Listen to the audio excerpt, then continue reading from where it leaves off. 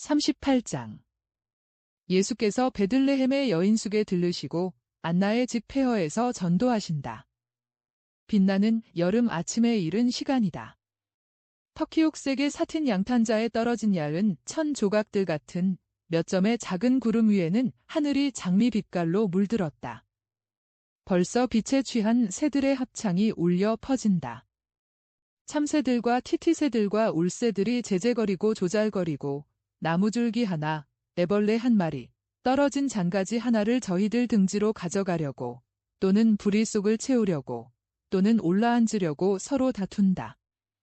제비들은 꼭대기가 젓갈색으로 물들여진 눈같이 흰 가슴바지를 씻기 위하여 작은 개울로 곤두박질에 내려와서 몸은 식힌 다음 풀줄기 끝에 아직 잠들어 있는 각닭이 한 마리를 쪼아 가지고는 명랑하게 제제거리며 높이 날아 올라간다. 그놈들의 날개는 마치 광을 낸 강철 칼날들과 같이 공기를 가른다. 회색 비단옷을 입은 할미새 두 마리가 개울가를 따라 두 아가씨 모양으로 우아하게 거닐고 있다. 할미새들은 검은 벨벳으로 장식한 긴 꼬리를 치켜들고 물의 자태를 비추어 보고는 스스로 아름답다고 생각하며 산책을 다시 시작한다. 숲속에 진짜 장난꾸러기인 티티새 한 마리가 그 노란 긴 부리를 가지고 뒤에서 휘파람을 불며 놀려댄다. 폐허 근처에 있는 잎이 무성한 야생 사과나무에서는 밤깨꼬리 한 마리가 자꾸만 동무를 부르다가 동무가 긴 애벌레 한 마리를 물고 오는 것을 보고야 잠잠해진다. 애벌레는 가는 부리에 꽉 물려 몸을 뒤틀고 있다. 아마 시내의 어떤 비둘기집에서 빠져나온 듯한 산비둘기 두 마리가 폐허가 된 어떤 탑 틈의 거처를 정하였는데 애정 토로에 전념하고 있다. 수컷은 유혹하고 암컷은 정숙하게 구구거리고 예수께서는 팔짱을 끼시고 그 즐겁게 노는 작은 동물들을 바라보시며 빙그레 웃으신다. 선생님, 벌써 준비하셨습니까? 하고 시온이 뒤에서 묻는다. 벌써 준비가 되었다. 다른 사람들은 아직 자고 있느냐? 아직 자고 있습니다. 젊으니까. 나는 이 개울에서 세수했다. 머리를 상쾌하게 하는 차가운 물이다. 이제는 제가 가겠습니다. 짧은 속옷만 입은 시몬이 세수를 하고 나서 옷을 입는 동안 유다와 요한이 일어난다. 하느님께서 선생님을 지켜주시기 바랍니다. 저희들은 늦었지요? 아니다. 지금 막 아침이 되었다. 그러나 이제는 빨리 하고 떠나자. 두 사람은 세수를 하고 나서 속옷과 겉옷을 입는다. 예수께서는 길을 떠나시기 전에 두 바위 틈에 난 작은 꽃들을 꺾어서 작은 나무 상자에 넣으신다. 그 상자 속에는 벌써 다른 물건들이 있는데 무슨 물건인지 잘 분간할 수가 없다. 예수께서 설명하신다. 어머니께 갖다 드리겠다. 이것들이 어머니께는 소중한 것들이다. 떠나자. 어디로 갑니까? 베들레헴으로. 또요. 그곳 공기가 우리들에게는 좋지 않은 것으로 생각되는데요. 아무래도 좋다. 가자. 동방 박사들이 들었던 곳, 내가 있던 곳을 너희들에게 보여주겠다. 그렇다면 선생님, 용서하십시오. 제게 말을 하도록 허락해 주십시오. 이렇게 하십시다. 베들레헴과 여인숙에서는 제가 말을 하고 질문을 하게 허락해 주십시오. 선생님 같은 갈릴레아 사람들을 유다에서는 별로 좋아하지 않습니다. 그리고 여기서는 다른 데서 보다도 더 좋아하지 않습니다. 그러니까 이렇게 하십시다. 선생님과 요한은 옷만 보고도 갈릴레아 사람이라는 것을 알아보게 됩니다. 옷이 너무 수수합니다. 또 그리고 이 머리는 왜 그렇게 길게 기르시느라고 고집을 부리십니까? 저와 시몬이 저희들 겉옷을 드릴 터이니 선생님의 겉옷은 저희들에게 주십시오. 시몬의 것은 요한에게, 제 것은 선생님께 드립니다. 자, 이렇게 말입니다. 아시겠습니까? 선생님들은 즉시 좀 더 유다인 같아 보이십니다. 이제는 이거요? 그러면서 머리쓰개를 벗는다. 겉옷과 같이 노랑, 밤색, 빨강, 초록색 줄무늬가 있는 터번인데 노란색 가는 끈으로 고정되어 있다. 유다는 그것을 예수의 머리에 씌우고 긴 금발을 가리기 위하 옆뺨을 따라 정리한다. 요한은 시몬의 진초록색 머리쓰개를 쓴다. 아, 이제는 좀 낫습니다. 저는 실제적인 감각이 있습니다. 그렇다, 유다야. 내가 실제적인 감각이 있는 것은 사실이다. 그러나 그것이 다른 감각을 능가하지 않도록 조심하여라. 무슨 감각 말씀입니까? 선생님. 영적 감각 말이다. 아, 아닙니다. 그러나 어떤 경우에는 대사보다는 정치가로 행동할 줄 알아야 합니다. 그리고 주의하세요. 관대하게 보아주십시오. 이것은 선생님의 이익을 위해서입니다. 제가 그렇지요. 사실이 아닌 말을 하더라도 반대하지 마십시오. 무슨 뜻이냐? 왜 거짓말을 하려느냐? 나는 진리이니 나 안에도 내 주위에도 거짓말이 있는 것을 원치 않는다. 아, 저는 반거짓말밖에 안 하겠습니다. 저희는 모두가 먼 나라에서, 예를 들자면 에집트에서 돌아왔는데 우리의 정다운 친구들의 소식을 알고 싶다고 말하겠습니다. 우리는 망명했다가 돌아온 유다인들이라고 말하겠습니다. 따지고 보면 이 모든 것이 약간은 사실입니다. 그리고 이런 얘기 저런 얘기 다 속안 거짓말을 하는 것입니다. 아니, 유다야, 왜 속이려느냐? 선생님, 모른 채 하십시오. 세상은 속임수로 다스려지는 것입니다. 속임수도 때로는 필요합니다. 좋습니다. 선생님을 기쁘게 해드리기 위해 우리가 멀리서 왔고 유다인이라고만 말하겠습니다. 이것은 4분의 3은 사실입니다. 그리고 요한자네는 말을 하지 마라. 말을 하면 우리 정체가 드러날 거니까. 난 잠자코 있겠어. 그리고 일이 잘 돌아가면 그때에는 나머지 말을 하지요. 그러나 저는 희망을 별로 가지지 않습니다. 저는 꾀바른 사람이라 일을 재빨리 알아봅니다. 유다야, 나도 그것은 알겠다.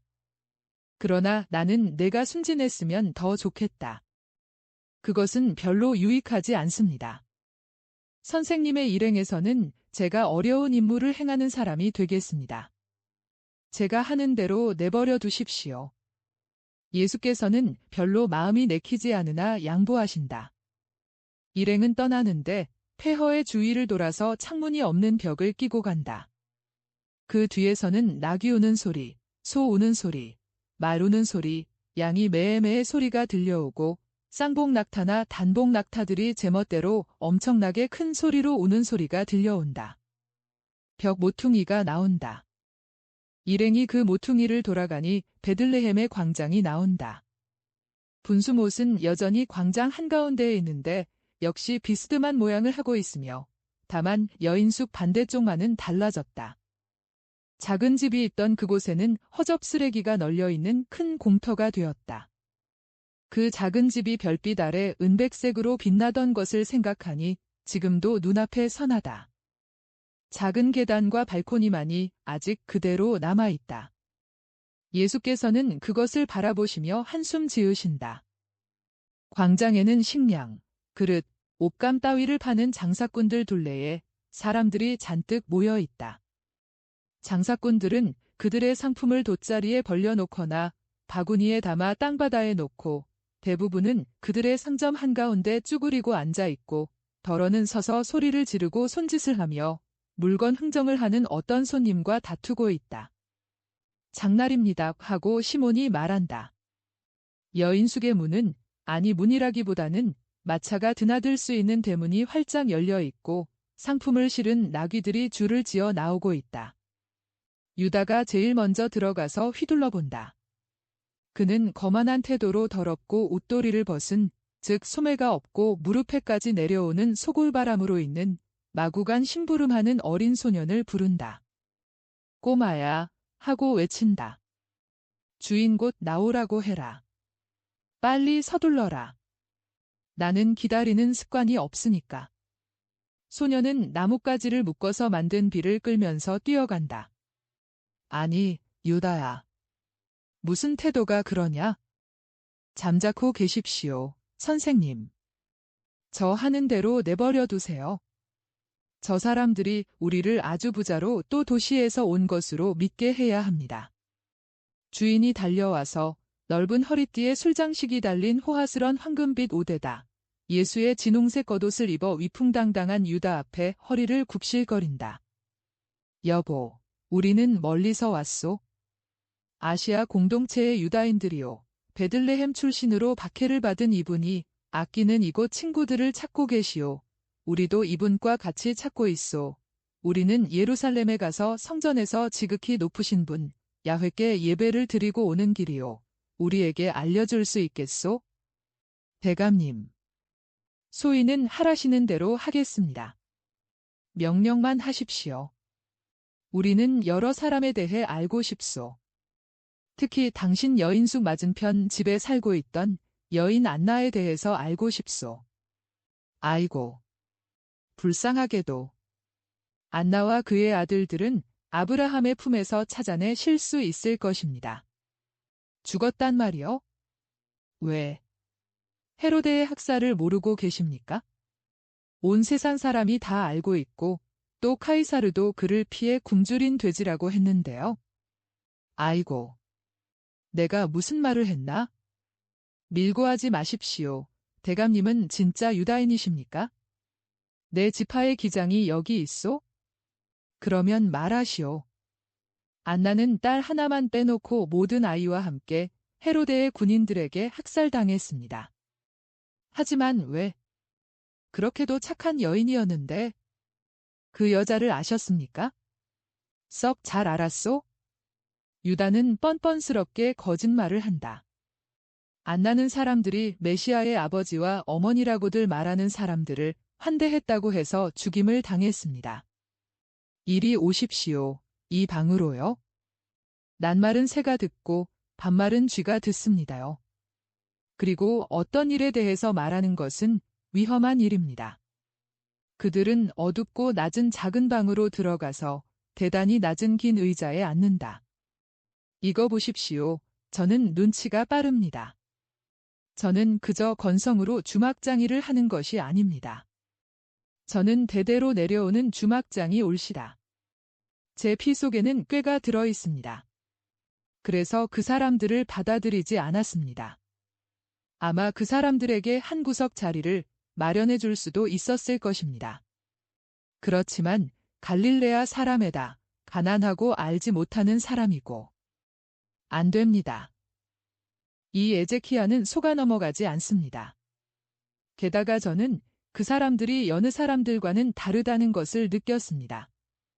그 여자 눈은 뭔지 모를. 아니, 그 여자는 그에게 말을 하는 마귀를 지니고 있었을 것이 틀림없습니다. 그 여자는 마귀를 가져왔습니다. 저한테가 아니라 이 도시예요. 안나는 양보다도 더 순진한 여자라 며칠 후에 그 사람들을 아기와 함께 묻게 했습니다. 사람들은 그 아기를 메시아라고 했습니다. 아이고. 그때 저는 정말 돈을 많이 벌었습니다. 호구조사 때보다도 훨씬 더 많이 벌었습니다. 사람들이 오는데 호구조사 때문에 올 필요가 없었던 사람들까지 왔습니다. 바다에서까지도 보러 오고 에집트에서까지도 보러 왔습니다. 그리고 여러 달 동안을 그랬습니다. 돈 참 많이 벌었습니다. 마지막에는 왕인지 세도가인지 마술사인지 모르는 세 사람이 왔습니다. 행렬이 끝이 없었습니다. 그 사람들은 제 마구간을 전부 쓰고 한 달은 쓸 만큼의 건초를 황금을 주고 샀습니다. 그리고는 모든 것을 여기 남겨두고 다음 날 떠났습니다. 그리고 서한들과 심부름하는 여자들에게 얼마나 선물을 많이 주었는지요. 그리고 제게도요. 아이고. 저로서는 진짜였든 가짜였든 메시아에 대해서는 좋은 말밖에 하지 못하겠습니다. 메시아는 제게 돈을 몇 부대씩 가득 벌게 했거든요.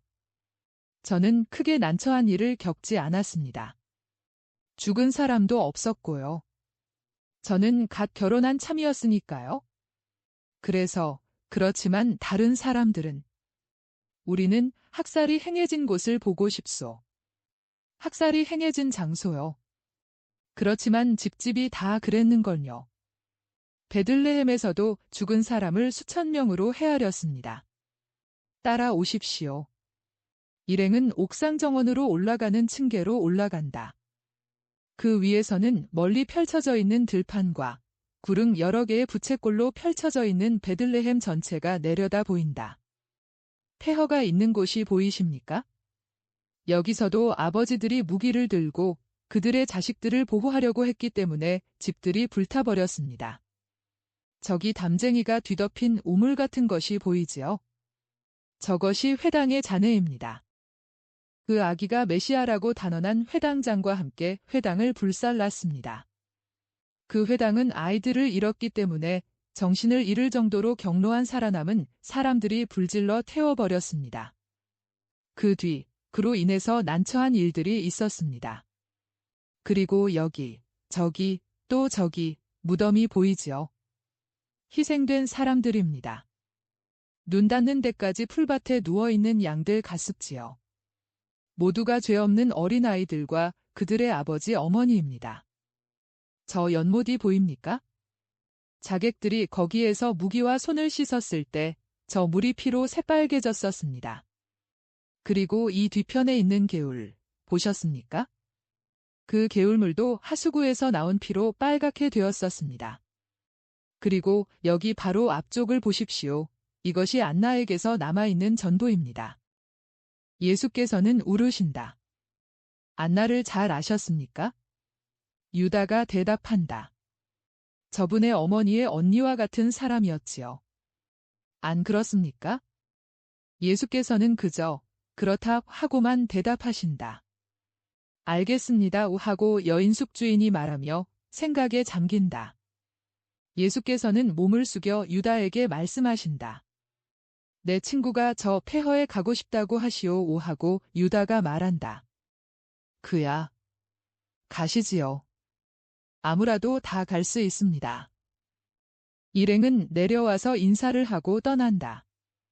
여인 숙주인은 기대가 어긋난 태도로 있다.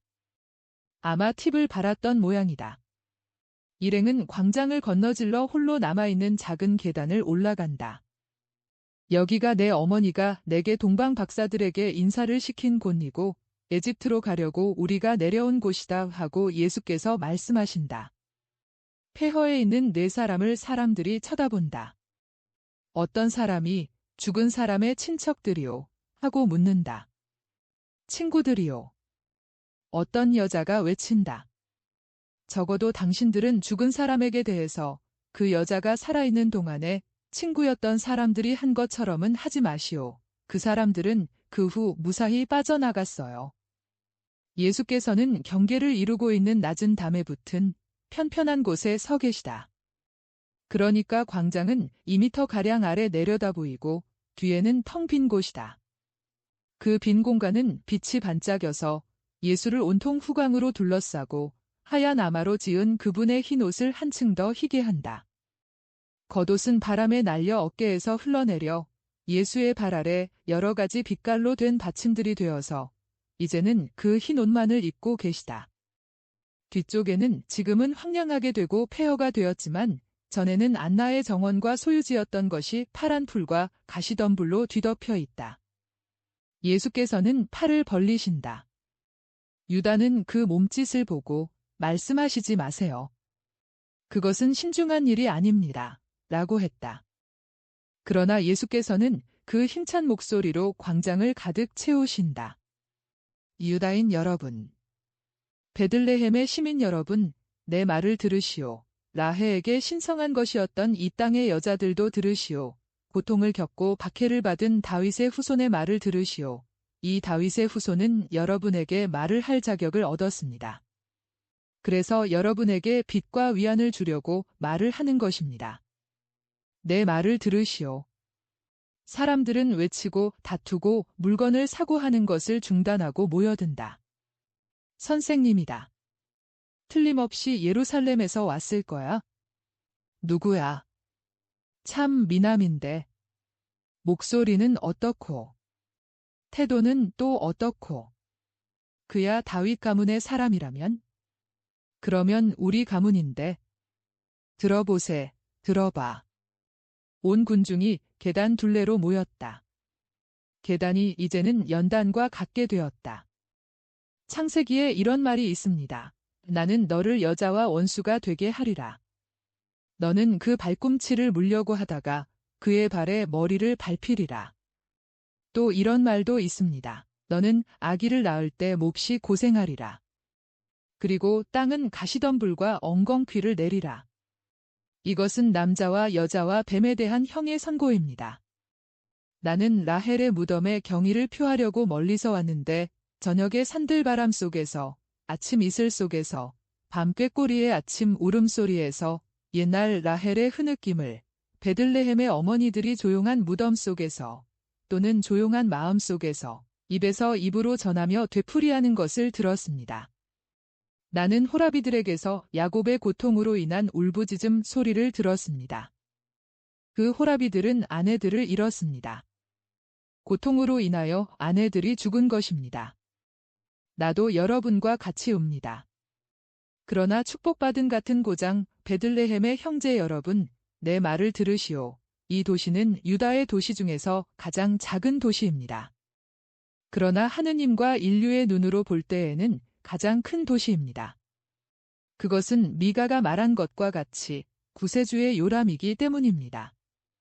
그리고 바로 그렇기 때문에 즉 베들레헴은 하느님의 영광, 하느님의 불, 사람이 된 하느님의 사랑이 근거를 둘 장막이 되기로 예정되어 있기 때문에 사탄의 증오를 폭발시킨 것입니다. 나는 너를 여자와 원수가 되게 하리라. 너는 그 발꿈치를 물려고 하다가 그의 발에 머리를 밟히리라. 여자의 마음의 중심이 되는 자식들을 공격하는 원수보다 더 큰 원수가 어디 있겠습니까? 그리고 구세주의 어머니의 발보다 더 강력한 발이 어디 있겠습니까? 그렇기 때문에 싸움에 진 사탄의 복수는 지극히 당연한 것이었습니다. 그런데 사탄이 공격한 것은 구세주의 어머니의 발꿈치가 아니라 여느 어머니들의 마음이었습니다. 아, 어린아이를 낳은 다음 그 어린 것들을 잃은 어머니들의 헤아릴 수 없는 고민. 5. 자식들을 위하여 씨 뿌리고 땀 흘리고 나서 후사를 잃은 아버지의 무서운 고뇌. 그러나 베들레헴아, 기뻐하여라. 너는 깨끗한 피, 죄 없는 어린이들의 피가 메시아에게 주홍빛 불꽃 같은 길을 닦아드렸다. 예수께서 구세주와 그의 어머니의 이름을 말씀하신 다음부터 점점 더 웅성거리던 군중이 이제는 더 분명히 흥분을 나타낸다. 아무 말 마시고 떠나십시다. 선생님 하고 유다가 말한다. 그러나 예수께서는 그의 말을 듣지 않으시고 계속하신다. 백성을 위하여, 백성을 구하기 위하여 메시아를 보존하시려고 하느님 아버지의 은총이 폭군의 손에서 구해내신 메시아에게 말입니다. 날카로운 여자의 목소리가 부르짖는다. 5이요. 5 아이를 낳았었는데 집에는 지금 하나도 없단 말입니다. 이 불쌍한 년이 하고 그 여자는 히스테리 환자같이 울부짖는다. 그것이 소란의 시작이었다. 다른 여자 하나가 먼지 속에서 뒹굴면서 옷을 찢어 잘린 젖을 보이며 외친다. 바로 여기 이 젖꼭지에서 그놈들이 내 처자들을 죽였단 말이오. 칼이 내 아들의 목과 내 젖을 한꺼번에 잘랐소. 아이고. 내 엘리세오야? 그리고 나는 이게 내 집이여. 한 구덩이에 새 무덤이 들어있고 그걸 아버지가 지키고 있단 말이여. 남편과 아이들이 모두 함께 죽었단 말이여. 자 봐요. 저 사람이 구세주라면 내 아이들을 돌려주고 내 남편을 돌려주고 나를 절망에서 구해주고 베엘제불에게서 구해달라고 해요. 그들은 모두 외친다. 저 사람이 구세주라면 우리 아들들, 우리 남편들, 우리 아버지들을 돌려주시오. 예수께서는 팔을 흔들어 침묵을 명하신다. 내 고향의 형제 여러분, 나는 여러분의 자식들을 살려 돌려드리고 싶습니다. 살려서요. 그러나 분명히 말하지만 착한 사람이 되고 체념을 하시오. 용서하고 희망을 가지고 바람을 가지고 기뻐하고 확신을 가지고 기뻐하시오. 여러분은 오래지 않아 하늘에서 천사가 된 여러분의 아이들을 도로 찾을 것입니다. 그것은 메시아가 하늘의 문을 열어주겠기 때문입니다. 그리고 여러분이 올바르게 살면 죽음이 여러분에게는 다가오는 생명이 되고 돌아오는 사랑이 될 것입니다. 아, 당신이 메시아요. 제발 말해주시오. 예수께서는 사람들을 안으려고 하시는 듯한 아주 부드럽고 다정스러운 몸짓으로 팔을 내리시며 말씀하신다. 그렇습니다. 가시오, 가요. 그럼 그게 당신 탓이었단 말이오. 비난과 야유를 퍼붓는 가운데 돌이 하나 날아왔다. 유다가 훌륭한 태도를 보인다. 아, 그가 항상 그랬으면 얼마나 좋았을까? 그는 겉옷을 펼치고 발코니에 담에 올라서서 스승 앞에 가로막고 날아오는 돌들을 겁내지 않고 맞으며 피를 흘리기까지 한다. 그는 요한과 시몬에게 외친다. 예수님을 모시고 저 나무들 뒤로 가게. 나도 곧 갈게. 제발 빨리 가라고. 그리고 군중을 향하여 말한다. 이 미친 개 같은 놈들아. 나는 성전에서 온 사람이다. 성전과 로마 관원에 너희들을 고발하겠다. 군중은 잠시 겁을 집어먹는다. 그러나 곧 돌들을 던지며 싸움을 다시 시작한다. 다행히 그 돌들은 빗나간다. 그런데 유다는 우박처럼 쏟아지는 돌들을 태연하게 맞으면서 군중에 저주하는 말에는 욕설로 응수한다. 그는 날아오는 조약돌 하나를 공중에서 받아 어떤 작은 늙은이의 머리에 던지기까지 한다. 늙은이는 산채로 털을 뜯는 까치처럼 깨깨거리고 소리를 지른다. 그리고 군중이 그가 디디고 서 있는 받침을 공격하려 들자 그는 땅바닥에 있는 마른 나뭇가지를 잡아채 가지고 사람들의 등마루며 머리며 손 위로 사정없이 마구 휘두른다. 군인들이 달려와 창으로 위협하여 군중을 해치고 길을 낸다. 당신은 누군데 뭐 때문에 이렇게 싸우는 거요? 이 하층민들에게 습격을 당한 유다인이요. 나는 사제들이 잘 아는 선생님을 한 분 모시고 있었는데 그분이 이개 같은 놈들에게 말씀을 하고 있었소. 그런데 이놈들이 흥분해서 우리를 습격한 거요. 당신은 누구요? 전에는 성전에 있다가 지금은 갈릴레아의 예수 선생님의 제자로 있는 가리옷의 유다요. 바리사이파 사람 시몬과 사두가이파 사람 조가 나와 최고법원 참사 아리마테아의 요셉의 친구이고 끝으로 당신이 확인해 볼 수 있겠지만 총독의 절친한 친구인 엘르아잘 벤 안나스의 친구요. 확인해 보겠소? 지금 어디로 가는 길이요? 내 친구와 같이 가리옷으로 갔다가 예루살렘으로 갈 거요. 가시오. 우리가 당신을 보호하겠소? 유다는 군인에게 돈을 몇 푼 집어준다. 그것은 금지된 일이지만 군인이 잽싸게 받아 주머니에 넣고 경의를 표하며 인사하고 미소를 짓는 것으로 보아 을에 있는 일인 모양이다.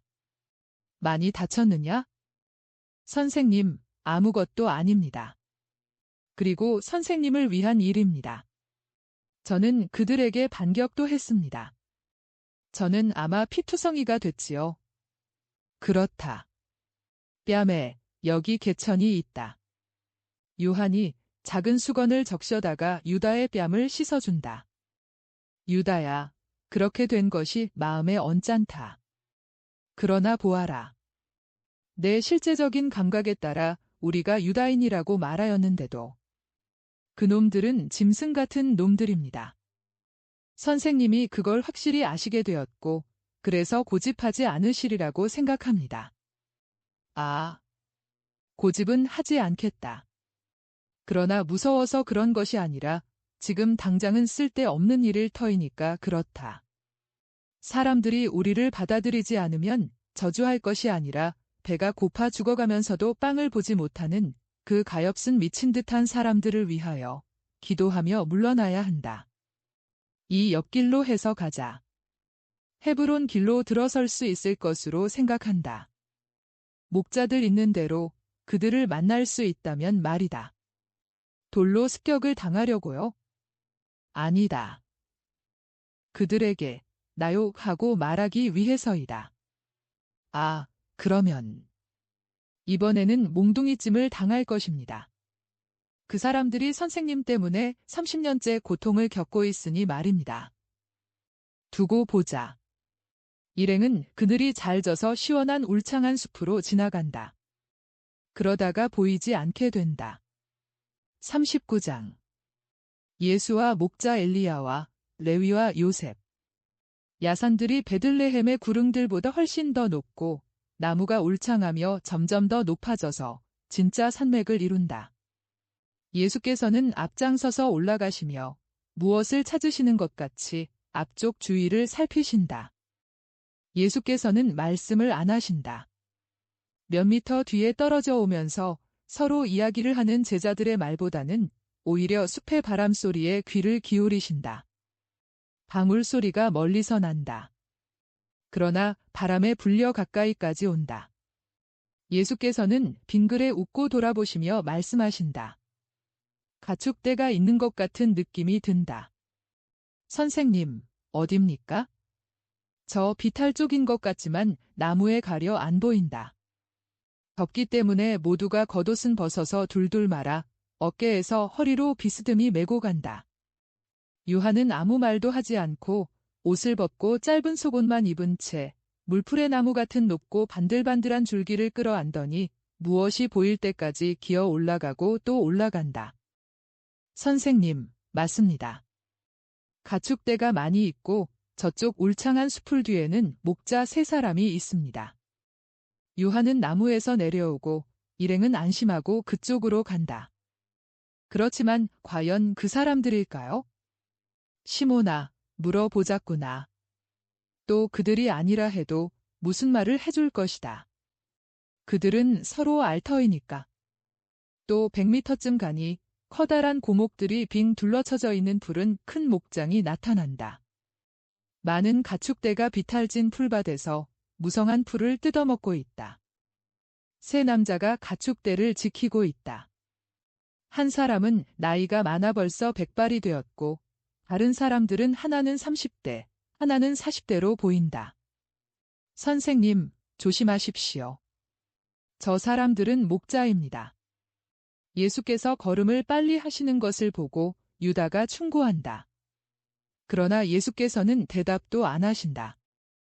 흰 옷을 입은 키가 크고 아름다운 그분이 넘어가는 햇빛을 받아 환해진 얼굴로 걸어가신다. 어떻게나 빛나는지 꼭 천사 같다. 친구들, 평화가 그대들과 같이 하기 바랍니다. 하고 풀밭 경계에 들어서실 때 말씀하신다. 3 사람은 깜짝 놀라 돌아본다. 침묵이 흐른다. 그러다가 제일 나이가 많은 사람이 묻는다. 누구십니까? 영감님을 사랑하는 사람입니다. 선생님은 여러 해 만에 처음 오시는 분입니다. 어디서 오셨습니까? 갈릴레아에서 왔습니다. 갈릴레아에서? 아이고. 그 사람은 예수를 자세히 쳐다본다. 다른 목자들도 가까이 왔다. 갈릴레아에서 하고 목자는 되뇌이고 자기 자신에게 말하는 것처럼 가만히 덧붙인다. 그분도 갈릴레아에서 오셨었는데, 주님, 어떤 곳에서 오셨습니까?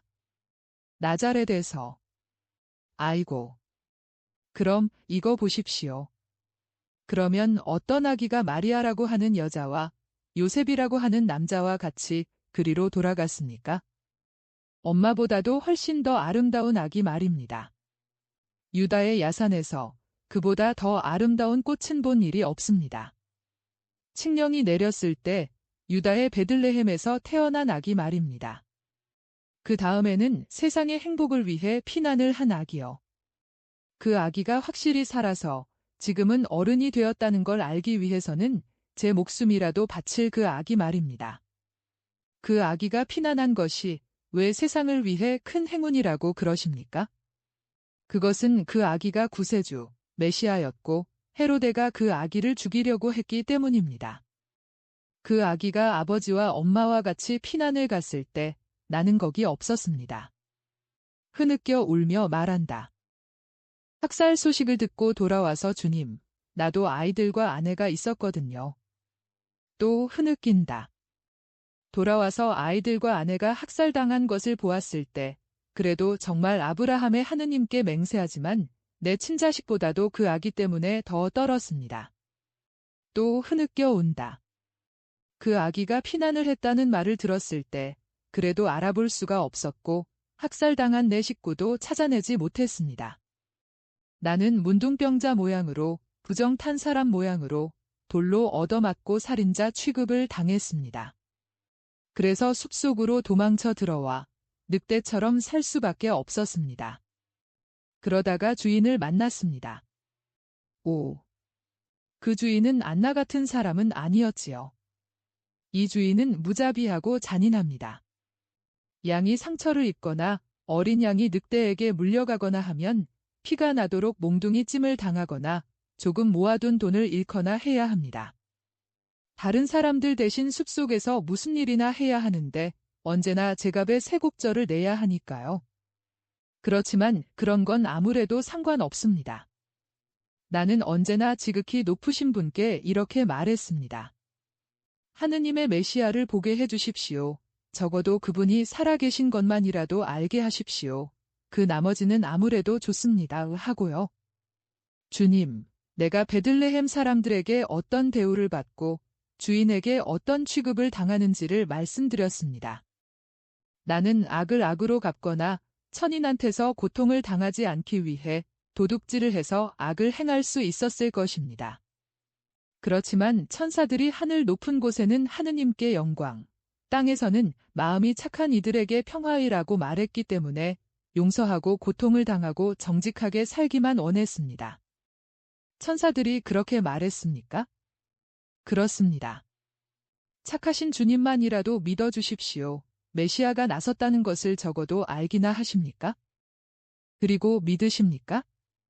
아무도 그 말을 믿으려고 하지 않습니다. 그렇지만 천사들은 거짓말을 하지 않습니다. 그리고 우리는 그 사람들이 말한 것처럼 취하지 않았었습니다. 아시겠어요? 이 사람은 그때 어린아이에 지나지 않았는데 이 사람이 제일 먼저 천사를 보았습니다. 이 사람은 우유밖에 마시지 않았습니다. 우유를 마셔도 취할 수 있습니까? 천사들은 이렇게 말했습니다. 오늘 밤 너희의 구세주께서 다윗의 고을에 나셨다. 그분은 바로 주님이신 그리스도이시다. 너희는 한갓난 아이가 포대기에 쌓여 구유에 누워있는 것을 보게 될 터인데 그것이 바로 그분을 알아보는 표이다우 하고 정확히 그렇게 말하였습니까? 잘못 듣지 않았습니까? 그렇게 오랜 세월이 흘렀으니 잘못 생각하는 것 아닙니까? 아이고. 아닙니다. 레위야 참말이지. 잊어버리지 않기 위해서. 하긴 그것이 하늘의 말이었고 우리 마음속에 불글자로 새겨져 있었기 때문에 잊을래야 잊을 수도 없었을 것입니다. 매일 아침, 매일 저녁, 해 뜰 때와 척별이 반짝이기 시작할 때에 그로 인해서 축복과 힘과 위안을 얻기 위해 그분의 이름과 어머니의 이름과 더불어 그 말을 기도 모양으로 하고 있습니다. 아, 영감님은 그리스도라고 말했습니까? 주님, 아닙니다. 우리는 이렇게 말했습니다. 베들레헴의 외양간에서 마리아에게서 나셔서 포대기에 쌓여 구유에 누워 계신 그리스도 예수를 통하여 하늘 높은 곳에서는 하느님께 영광, 땅에서는 마음이 착한 사람들에게 평화. 그분이 세상의 구세주이시네 하고 말입니다. 그런데 결국 누구를 찾는 것입니까? 마리아의 아들, 나자렛 사람, 구세주 예수 그리스도를 찾습니다. 나요. 이 말을 예수께서는 당신의 충실하고 끈질긴 벗들에게 당신을 나타내시며 환한 얼굴로 말씀하신다. 끈질기고 충실하고 참을성 있는 친구들. 선생님이, 주님, 구세주, 우리 예수님. 세 사람은 땅에 엎드려 기쁨으로 눈물을 흘리며 예수의 발에 입맞춘다. 일어나시오, 일어나요. 엘리야, 그리고 레위도, 그리고 이름을 모르는 당신도. 요셉의 아들 요셉입니다. 이 사람은 내 제자들입니다. 갈릴레아 사람 요한과 유다 사람 시몬과 유다요. 목자들이 이제는 땅에 엎드려 있지는 않지만 아직 무릎은 꿇고 있다. 발꿈치를 괴고 몸을 뒤로 젖히고 앉아 감격으로 떨리는 입술과 창백하거나 기쁨으로 붉어진 얼굴을 하고 사랑 가득한 눈길로 구세주께 경배한다. 예수께서는 풀에 앉으신다. 안 됩니다. 주님이 풀에 앉으시다니. 이스라엘의 왕이신 선생님이 안 됩니다. 친구들, 그대로 두시오. 나는 가난합니다. 세상 사람들이 보기에는 그저 목수일 뿐입니다. 세상에 대한 사랑으로만, 착한 사람들이 내게 주는 사랑으로만 부자입니다. 나는 당신들과 같이 있으려고, 당신들과 같이 저녁 식사를 하고, 당신들 곁에 건초를 깔고 자려고, 그리고 당신들에게서 위안을 받으려고 왔습니다. 아이고, 위안이라니요. 우리는 버릇없고 박해를 받는 사람들입니다. 박해는 나도 받습니다. 그러나 당신들은 내가 찾는 것, 즉 사랑과 성실과 여러 해 뒤에까지 남아있으면서 꽃을 피우는 희망을 내게 줍니다. 아시겠어요? 당신들은 그것이 나였다는 것을 서슴지 않고 믿으면서 기다릴 줄을 알았고, 그래서 내가 왔습니다. 아, 그러면요. 선생님이 오셨지요. 이제는 내가 죽더라도 희망과 기다림 때문에 내게 고통을 주는 것은 아무것도 없게 되었습니다. 아닙니다. 엘리야. 영감님은 그리스도가 승리한 후까지 살 것입니다. 내 어린 시절을 보신 영감님은 내 찬란함도 보셔야 합니다. 그런데 다른 사람들은 어떻게 되었습니까? 당신들은 12명이었지요. 엘리야, 레위, 사무엘, 요나, 이사악, 토비야, 요나타, 다니엘, 시메온, 요한, 요셉, 베냐민. 내 어머니는 항상 당신들의 이름을 내게 말씀하셨어요. 내 첫 번째 친구들의 이름을. 오. 목자들은 점점 더 감동한다. 다른 사람들은 어디 있습니까? 나이 많은 사무엘은 늙어서 20년 전에 죽었고요. 요셉은 몇 시간 전에 아기를 낳은 아내가 그 아기와 같이 도망할 여유를 주려고 울타리에 문 있는 데서 싸우다가 죽었습니다. 나는 이 애를 내 친구에 대한 사랑으로 그리고 내 주위에 아직 아이들을 두기 위해서 거두어 주었습니다. 나는 레위도 데려왔습니다. 레위도 박해를 받고 있었지요. 베냐민은 리반산에서 다니엘과 함께 목자 노릇을 하고 있고요. 시메온과 요한과 또 아버지를 기억해서 이제는 마티아라는 이름을 가진 토비아는 요한의 제자인데 토비아의 아버지도 피살되었습니다. 요나는 에스드렐론 평야에서 어떤 바리사이파 사람의 심부름꾼으로 있고 이사악은 허리병 때문에 말할 수 없이 불쌍하게 혼자서 유다에 살고 있습니다. 우리들이 할 수 있는 대로 도와줍니다. 그렇지만 우리도 모두 얻어맞는 신세이고 또 그것은 불난데 물 몇 방울 격입니다. 요나탄은 지금 헤롯의 조정의 유력자의 집에 하인으로 있습니다. 당신들은 어떻게 이 일거리를 얻을 수 있었습니까? 특히 요나타, 요나, 다니엘, 그리고 베냐민이 말입니다. 나는 선생님의 친척 즈가리아를 기억하고 있었습니다. 선생님의 어머니께서 나를 그분에게 보내셨더랬지요. 그리고 우리가 경로한 유다인들과 싸워서 도망쳐 다니고 저주를 받게 되었을 때 나는 그 사람들을 즈가리아에게 보냈습니다. 그분은 친절했습니다. 그분이 우리를 보호하고 먹여주고 할 수 있는 대로 우리에게 주인을 구해 주었습니다. 나는 헤로데파 사람에게로 넘어간 안나의 가축 전부를 벌써 맡아 가지고 있었습니다. 그리고 그 사람과 같이 있었지요. 어른이 된 세례자는 전도를 하기 시작했고 시메온과 요한과 토비아는 세례자를 따라다녔습니다. 그러나 세례자가 지금은 옥에 갇혀 있는데요. 예, 그래서 그 사람들이 지금은 작은 가축대를 데리고 마케론테 근방을 돌아다니고 있습니다. 그 가축대는 의심을 받지 않게 하려고 선생님의 친척 요한의 제자인 어떤 부자가 그들에게 준 것입니다. 그 사람들을 모두 보고 싶군요. 주님, 그렇게 하시지요. 우리들이 그 사람들에게 가서 오게, 그분이 살아 계시네. 우리를 기억하시고 사랑하셔 하고 말하겠습니다.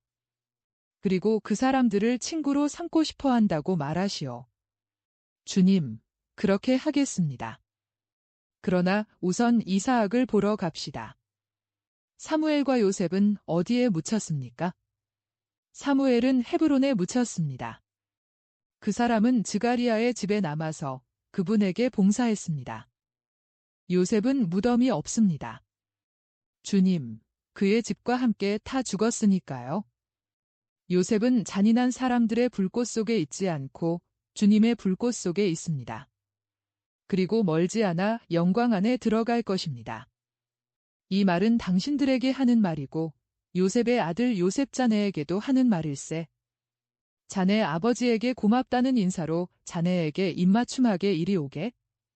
그럼 제 아이들은요? 엘리야, 그 애들은 천사들이요. 구세주가 영관을 쓸 때 영광이라고 다시 말할 천사들입니다. 왕관을 쓰시는 것입니까? 아니, 구세주의 영관입니다. 5. 의인들과 성인들의 행렬.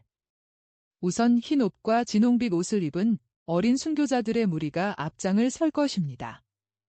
그리고 고성소의 문이 열리면 우리 모두가 다시는 죽지 않는 나라로 함께 올라갈 것입니다. 그런 다음 당신들은 주님 안에서 아버지와 어머니와 아들들을 볼 것이고 다시 만날 것입니다.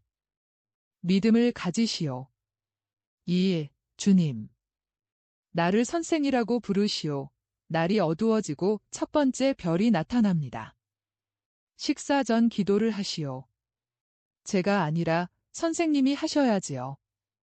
하늘 높은 곳에는 하느님께 영광, 땅에서는 빛을 보고 섬길 만한 자격을 가진 마음이 착한 사람들에게 평화. 구세주가 그들 가운데 있도다. 왕족의 목자가 그의 양떼 가운데 있도다. 샛별이 떴도다. 의인들이여, 기뻐하라. 주님 안에서 기뻐하라. 주님이 하늘을 만드시고 거기에 별들을 뿌리신 분이로다. 주님이 뭇과 바다의 경계를 정해 놓으신 분이로다. 주님이 바람과 비를 창조하시고 당신 자녀들에게 빵과 포도주를 주시기 위하여 계절의 흐름을 조절하셨도다. 그런데 주님은 지금 그대들에게 더 훌륭한 음식, 즉 하늘에서 내려온 살아있는 빵, 영원한 포도나무에서 나온 포도주를 보내시는도다. 나를 경배하는 사람들의 선발대인 그대들은 돌아와서 참으로 아버지를 알고 그분의 거룩함을 따르며 그분에게서 영원한 상금을 받도록 하라. 예수께서는 서서 팔을 벌리고 기도하셨고 그동안 제자들과 목자들은 무릎을 꿇고 있었다. 그런 다음 빵과 우유 한 사발을 내놓는다. 사발인지 바가지인지 모를 그릇이 셋이 있기 때문에 우선 예수께서 시몬과 유다와 같이 식사를 하시고 다음에 예수님에게서 사발을 받은 요한이 레위와 요셉과 동시에 먹고 맨 마지막으로 엘리야가 먹는다. 양떼들은 이제 풀을 뜯어먹지 않는다. 양들은 커다란 무리를 이루어 서로서로 바싹 기대 서서 아마 어떤 울타리 안에 몰아넣기를 기다리는 모양이다. 그러나 나는 반대로 새 목자가 숲속에 있는 나뭇가지로 만들고 밧줄을 둘러친 투박한 헛간 미루로 양들을 몰아넣는 것을 본다. 그들은 예수와 제자들을 위하여 건초로 침대를 만들기 시작한다. 여러 군데 불을 피우는데 아마 야수들 때문에 그러는 모양이다. 유다와 요한은 누워 조금 뒤에 잠이 든다. 시몬은 예수의 상대가 되어 드리고 싶었지만 그도 역시 얼마 안 있어 건초 위에 앉아 말뚝에 등을 대고 잠든다. 예수께서 목자들과 같이 깨어 계시다. 그리고 이야기를 나눈다. 요셉에 대하여, 마리아에 대하여, 에집트로 피난한 것과 돌아온 것에 대하여, 그리고 다정스러운 안부 물음이 있은 다음에는 더 고상한 질문이 나온다. 즉 예수께 봉사하려면 어떻게 해야 하나? 교양 없는 목자인 그들이 어떻게 해야 예수께 봉사할 수 있을 것인가? 예수께서는 그들을 가르치시고 설명하신다. 이제 나는 유다를 두루 다닐 참입니다. 당신들은 항상 제자들을 통해 소식을 듣게 될 것입니다. 그런 다음 당신들을 오라고 부르겠어요. 그동안 당신들은 함께 모이시오. 당신들은 내가 이 세상의 스승으로 구세주로 와 있는 것을 서로 알리도록 하시오. 당신들이 할 수 있는 대로 그것을 알리시오. 사람들이 당신들 말을 믿을 것이라고 약속은 하지 않겠어요. 나는 조롱과 추적을 당했어요. 당신들도 그런 일을 당할 것입니다. 그러나 당신들이 그렇게 기다리면서 용감하고 의로웠던 것과 같이 지금 내 사람이 되었으니 한층 더 그렇게 되시오. 내일 우리는 유다로 갔다가 헤브론으로 갈 터인데 당신들도 올 수 있습니까? 있고 말고요. 길은 누구나 다닐 수 있고 홀받은 하느님의 것입니다. 부당한 증오 때문에 베들레헴만이 우리에게 금지되어 있습니다. 다른 고장 사람들도 사정을 알고 있습니다. 그렇지만 우리를 술 취한 사람 취급을 하면서 업신여길 뿐입니다. 그래서 우리가 여기서는 별로 일을 할 수 없을 것입니다. 다른 곳으로 부르겠습니다. 당신들을 버리지 않겠습니다. 일생 동안이요. 내가 살아있는 동안 줄곧 아니올시다. 저는 나이가 많으니 제가 먼저 죽을 것입니다. 선생님, 영감님은 그렇게 생각하지만 나는 그렇게 생각하지 않습니다. 내가 제일 먼저 본 얼굴들 중에 하나가 엘리야 영감님의 얼굴이었습니다. 그 얼굴이 제일 마지막 얼굴 중에 하나가 될 것입니다. 나는 내 죽음의 고통으로 인하여 깜짝 놀란 영감님의 얼굴을 눈동자에 간직하고 갈 것입니다. 그러나 그 다음에는 개선하는 아침에 빛나는 환영을 영감님 가슴에 지니게 될 것이고 그 환영을 지닌 채 죽음을 기다리게 될 것입니다. 죽음은 영감님이 아주 어린아이일 때에 경배한 예수와 영원히 만나는 것입니다. 그때에도 천사들이 마음이 착한 사람을 위하여 글로리아를 노래할 것입니다. 이제는 아무것도 보이지 않게 되었다. 기분 좋은 환상이 흐려지더니 끝났다. 40장. 예수께서 유다의 목자 이사학을 찾아가신다. 은빛깔이 나는 작은 급류에서 튀어오르고 거품을 내고 하면서 남쪽으로 흘러내려가는 물소리가 요란한 시원한 계곡이 나온다. 그 급류의 기분 좋은 서늘한 기운은 물가에 있는 작은 풀밭으로 솟아올라가지만 그 축축한 기운은 비탈에까지 올라가는 것 같다. 그것은 땅에서 덤불과 잣나무들을 거쳐 호두나무가 많이 섞여 있는 키 큰 나무 꼭대기에까지 올라가는 갖가지 색깔의 에메랄드와도 같다. 진짜 삼림에는 가끔 기름진 파란 풀밭으로 된 편편한 빈터가 나오는데 그것은 가죽대가 기운을 다시 차리는 건강에 좋은 풀밭이다. 예수께서 제자들과 세목자들과 같이 급류를 향하여 내려오신다. 뒤떨어진 양이나 길 잃은 어린 양을 뒤쫓아간 목자 중 하나를 기다려야 할 때는 참을성 있게 걸음을 멈추신다. 이제야말로 정확히 말해서 착한 목자이시다. 예수께서도 사방에서 불쑥불쑥 나타나 옷에 달라붙으려고 하는 가시덤불과 산사나무와 참외아리 줄기들을 헤치며 가시려고 긴 나뭇가지를 들고 계시다. 그래서 그분의 목자다운 모습이 한층 더 어울리게 된다. 보세요. 유다는 저 위에 있습니다. 급류를 지나가야 합니다. 여름에는 다리까지 가지 않고 건너갈 수 있는 얕은 곳이 있습니다. 헤브론으로 해서 왔으면 더 가까웠을 텐데 선생님은 그리로 해서 오는 것을 원치 않으셨지요. 아니요. 헤브론에는 나중에 갑니다. 언제나 우선 고통받는 사람들에게 가야 합니다. 죽은 사람들은 그들이 의인이었으면 이제는 고통을 당하지 않습니다. 그런데 사무엘은 의인이었습니다. 그리고 기도가 필요한 죽은 사람들에게는 그들의 해골 곁에 가야만 그들을 위하여 기도를 해줄 수 있는 것은 아닙니다. 해골은 무엇입니까? 사람을 먼지에서 끌어내신 하느님의 능력의 증거 외에 아무것도 아닙니다. 짐승도 해골이 있어요. 어떤 짐승을 물러나고 사람의 해골보다는 덜 완전한 해골을 가지고 있습니다. 피조물의 왕인 사람만이 그의 식민들을 지배하는 왕과 같은 직립 자세를 가지고 있고 목을 꼬지 않고도 앞과 위를 바라볼 수 있는 얼굴을 가지고 있어요.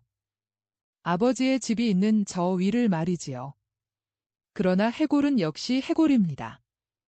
다시 먼지가 된 먼지?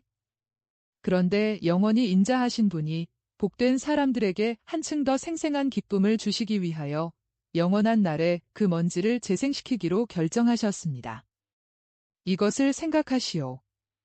즉, 영들만이 모여서 이 세상에서 사랑하였던 것처럼 서로 사랑할 뿐만 아니라 그보다 훨씬 더 많이 사랑할 것이고 또한 그들이 이 세상에서 가졌던 모습으로 서로 다시 보는 기쁨을 누릴 것입니다.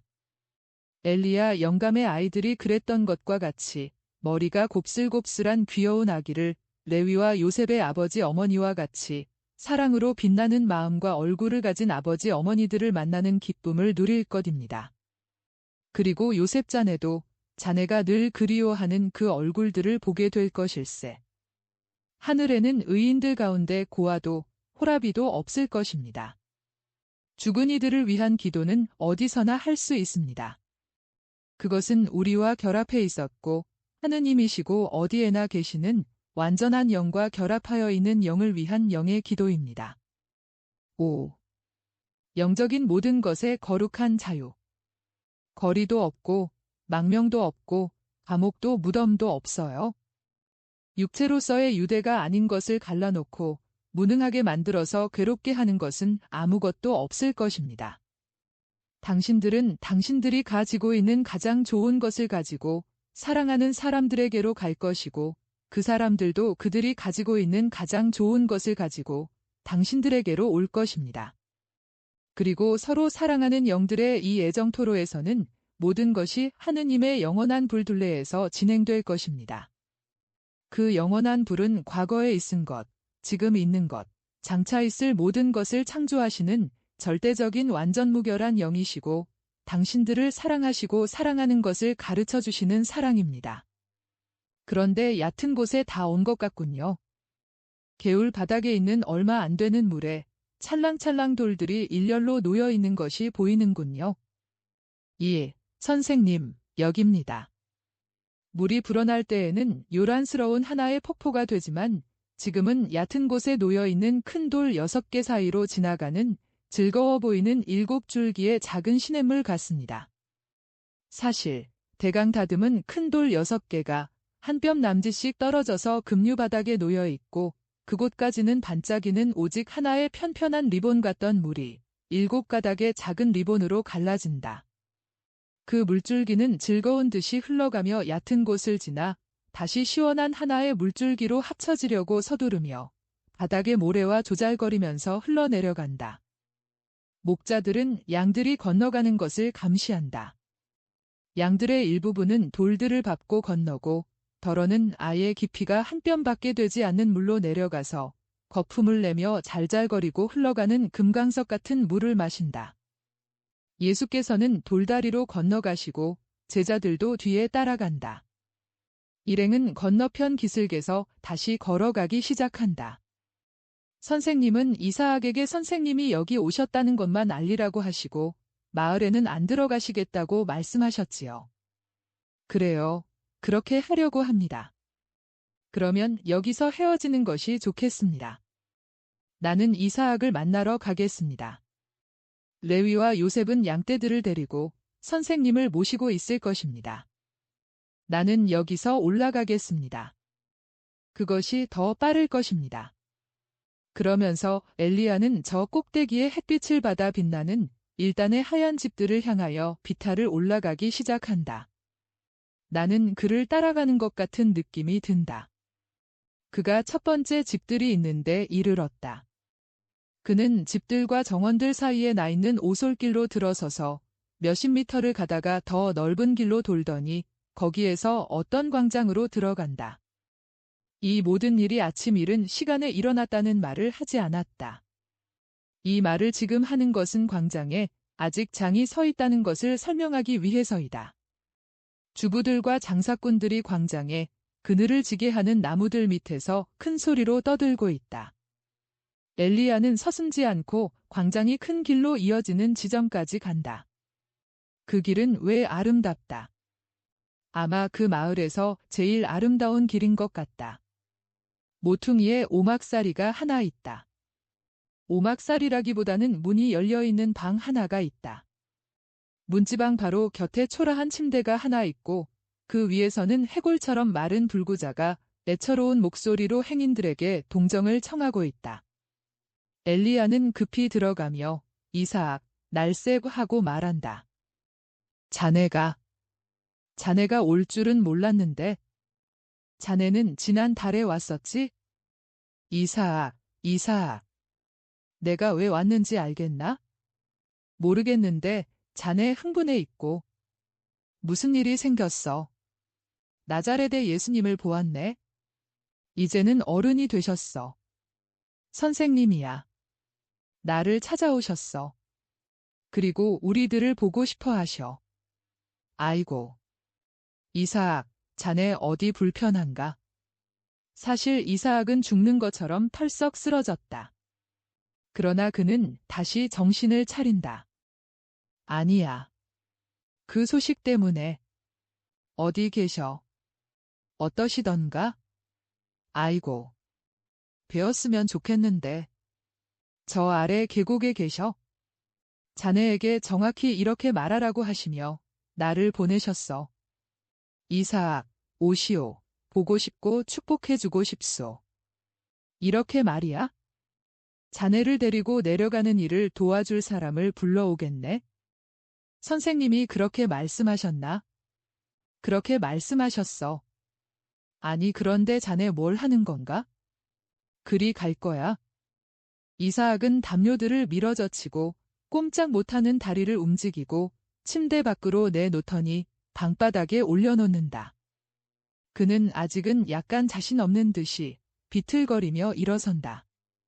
이 모든 것이 엘리야가 눈을 둥그렇게 뜨고 바라보고 있는데 눈 깜짝할 사이에 이루어졌다.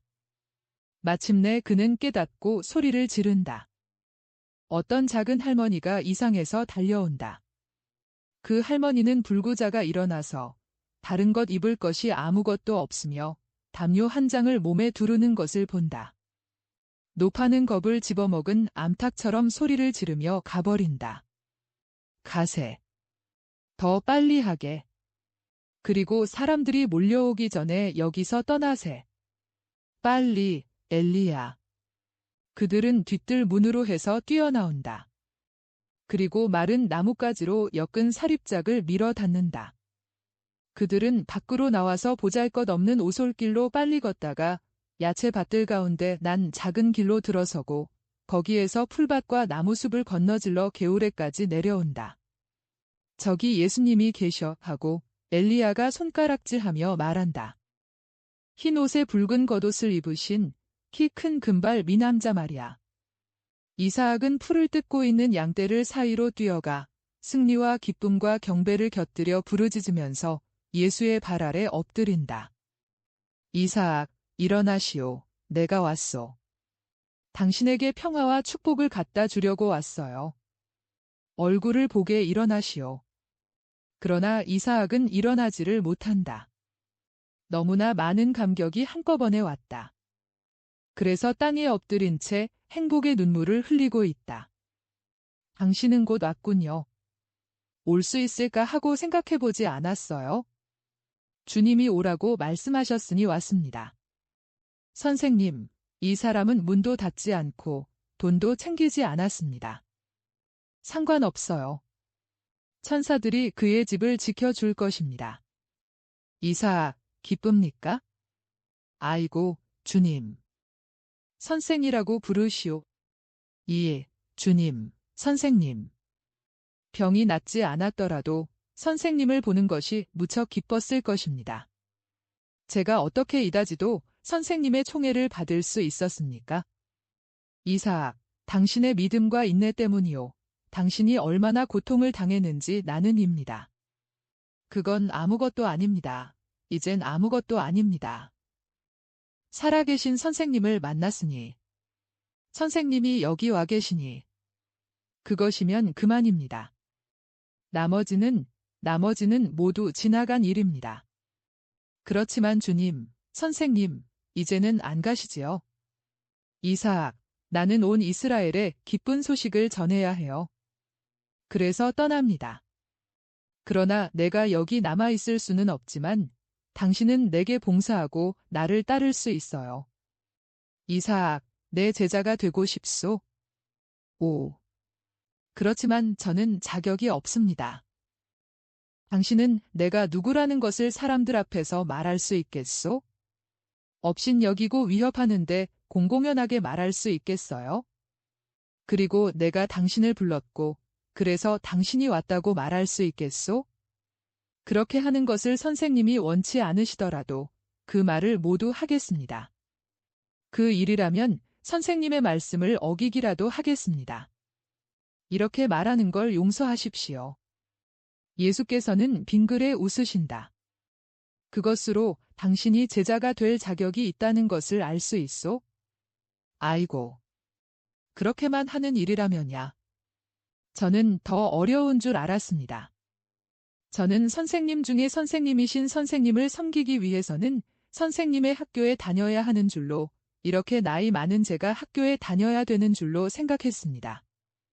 사실 그 사람은 적어도 50살은 되었다. 이사악, 당신은 벌써 학교에 다녔소. 제가요. 안 다녔습니다. 그래요. 당신이 다녔어요. 당신은 계속해서 하느님을 사랑하고 공경하고 찬미하지 않았소? 이웃을 사랑하고 존경하고 이웃에게 축복하지 않았소?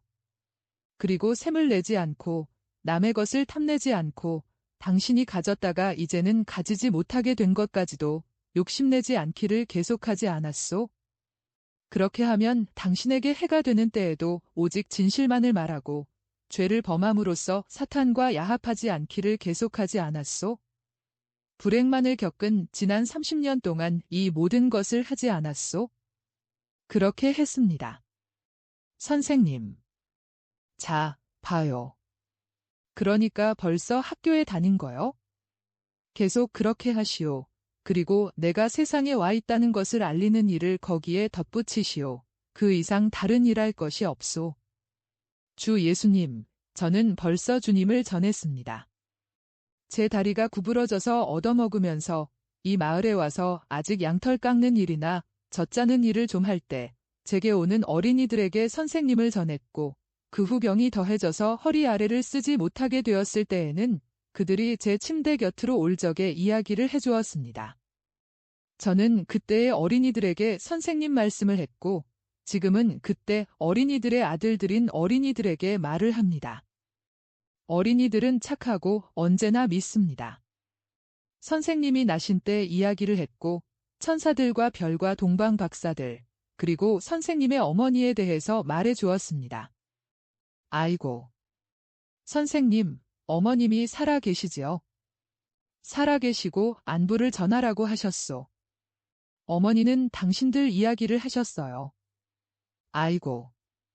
어머님을 뵈었으면 보게 될 거요?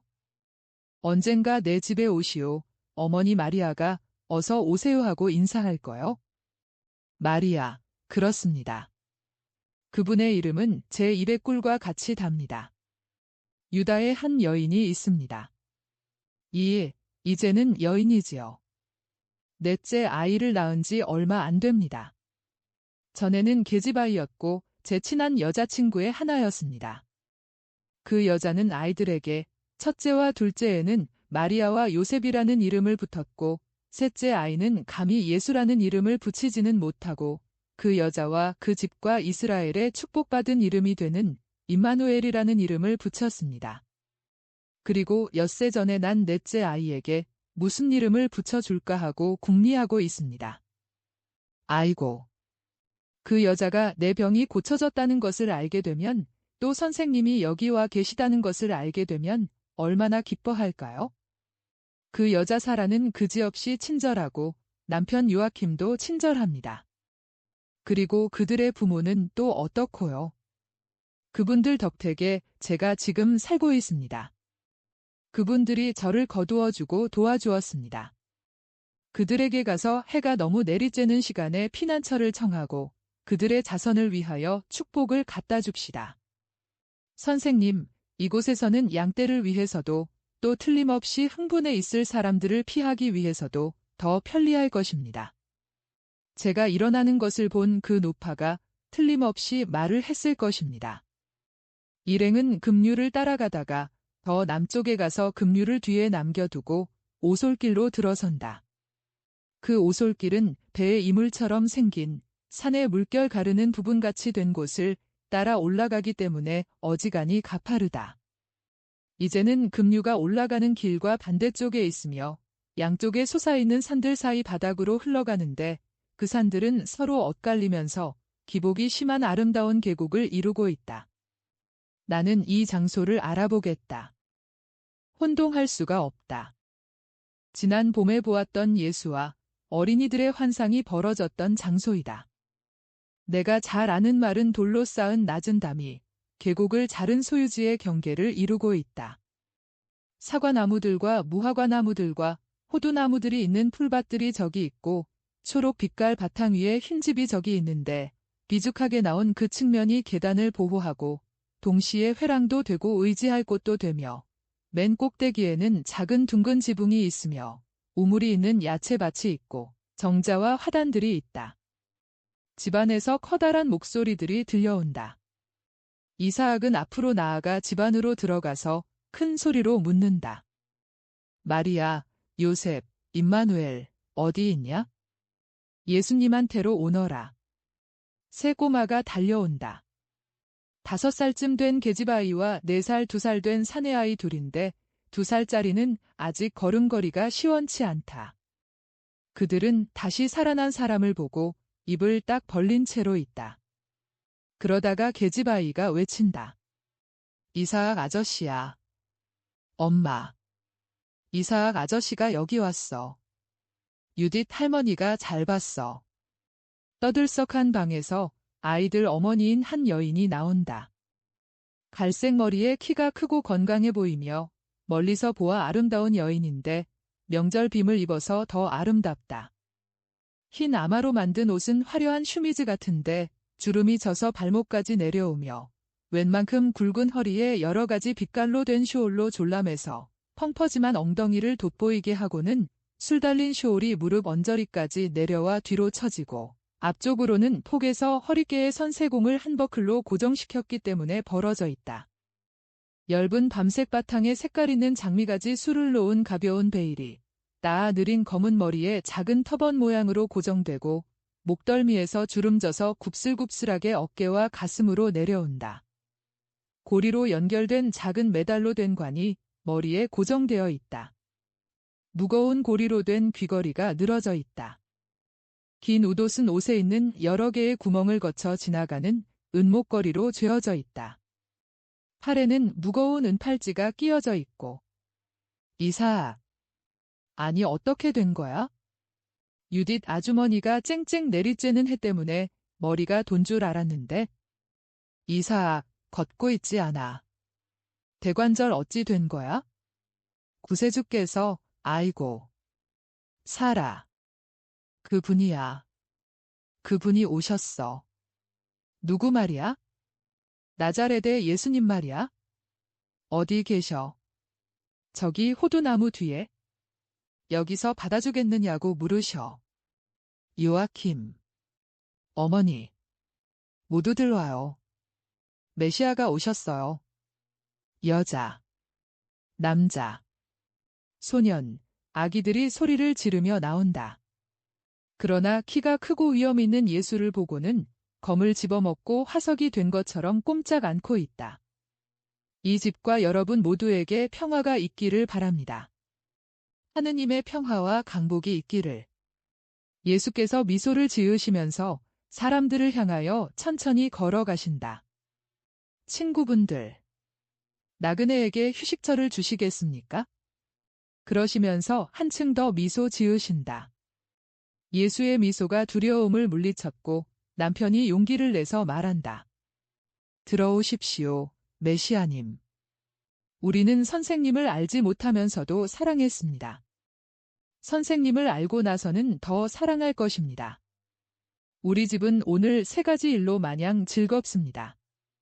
선생님, 이사학과 제 셋째 놈의 할례 때문입니다. 선생님, 그 애에게 축복해 주십시오. 여보, 아기를 데려와요. 주님, 들어오십시오. 그들은 잔치를 하려고 준비해 놓은 방으로 들어간다. 사방에 식탁과 음식, 양탄자와 나뭇가지 장식들이 있다. 사라가 잘생긴 갓난아기를 안고 와서 예수께 내민다. 하느님께서 항상 이 아기와 같이 계시기 바랍니다. 이름이 무엇입니까? 이름이 없습니다.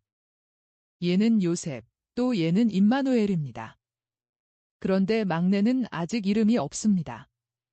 예수께서는 두 내외를 똑바로 바라보시며 미소를 짓고 말씀하신다. 아기가 오늘 할례를 받아야 한다면 이름을 구해야지요. 두 내외는 서로 쳐다보고 예수를 쳐다보고 입을 벌리다가 아무 말하지 않고 입을 다시 다문다. 모두가 주의를 기울인다. 예수께서는 계속 말씀하신다. 이스라엘 역사의 위대한 이름, 기분 좋은 이름, 축복받은 이름이 하도 많은데 가장 기분 좋고 가장 축복받은 이름은 벌써 주었지만 그래도 어떤 다른 이름이 남아있을지도 몰라요. 두 부부가 함께 외친다. 주님, 선생님의 이름이요. 그리고 아내가 덧붙인다. 그렇지만 그 이름은 너무 거룩해서. 예수께서는 빙그레 웃으며 물으신다. 할례는 언제입니까? 집도자를 기다리는 중입니다. 나도 예식에 참여하겠소? 그동안 내 이사학 때문에 당신들에게 감사합니다. 이제는 이사학이 착한 분이 필요치 않게 되었습니다. 그러나 착한 분들이 아직 하느님이 필요합니다. 당신들은 셋째 아이 이름을 하느님께서 우리와 함께라고 지었습니다. 그러나 당신들은 내 봉사자에게 자선을 베푼 때부터 하느님을 모시고 있습니다.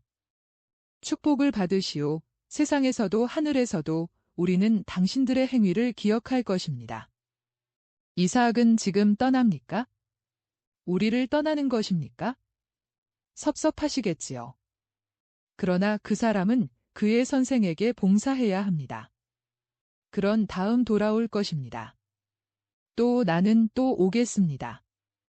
당신들은 그동안 메시아에 대해 말하시오. 세상 사람들을 설득하려면 메시아에 대해 말을 아주 많이 해야 합니다. 그런데 기다리는 사람이 오는군요. 점잔을 빼는 사람이 조수를 데리고 들어온다. 인사를 하고 절을 하고 아기가 어디 있소? 하고 그 사람이 거만하게 묻는다. 여기 있습니다. 그렇지만 메시아께 인사하세요? 여기 계신데. 메시아요. 이사학을 고쳐준 사람 말이요? 아오. 하지만 그 이야기는 나중에 합시다. 나는 바쁘오. 아기와 이름을. 거기 있는 사람들은 그 사람의 태도에 자존심이 상한다. 그러나 예수께서는 그 무례한 언행이 당신께 대한 것이 아닌 것 같이 미소를 지으신다. 그리고 아기를 받아 그를 축성하시려는 것처럼 아름다운 손가락으로 만지시면서 말씀하신다. 아기의 이름은 예사이옥 하고 말씀하시고 아기를 아버지에게 올려주신다.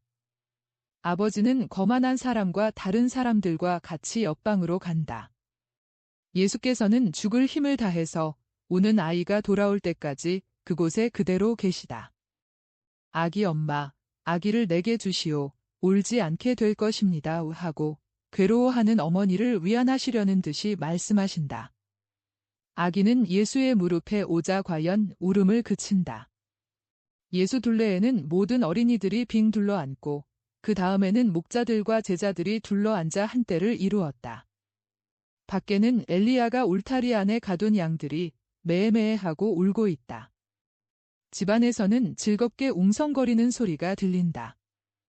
예수와 제자들에게 맛있는 것들과 음료를 갖다 드린다. 그러나 예수께서는 그것들을 어린이들에게 나누어 주신다. 선생님, 안 드십니까? 받아들이지 않으시는군요. 진심으로 드리는 건데요. 요아킴, 나도 압니다. 그래서 진심으로 받아들입니다.